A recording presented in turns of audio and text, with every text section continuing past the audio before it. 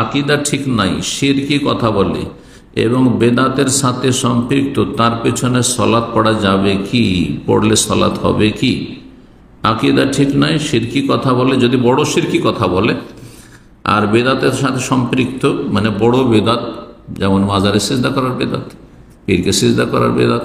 নবী আলেমুল গায়ব হাজির নাজির, এই ধরনের কুফরির বেদাত থাকে, বেদাতে মুকাফফিরা থাকে, আর বড় শিরকে লিপ্ত থাকে, তাহলে তার পিছনে সলাৎ পড়া জায়েজ না, কারণ তার নিজেরই সলাৎ জায়েজ না। এবং ফুকাহায়ে কেরামগণ একমত, মান সাহাত সলাতুহু সাহাত ইমামাতুহু,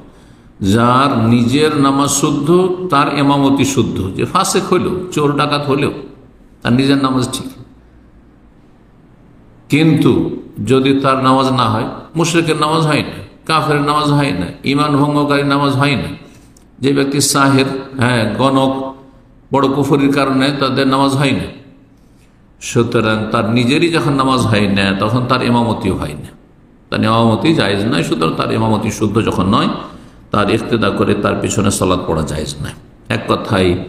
যদি এমন বেদাত থাকে যেগুলো ফাসিকি বেদাত, শবে বরাত করে, নিয়ত পড়ে, আপনার মিলাদ করে, কিন্তু নবীকে আলিমুল গায়ব হাজির নাজির বলে না, নবী সব কিছুরই মালিক, এ কথাও বলেন না, নবীর দরবারে হাজির দিতে এসে মদিনা এইসব কথাও বলে না,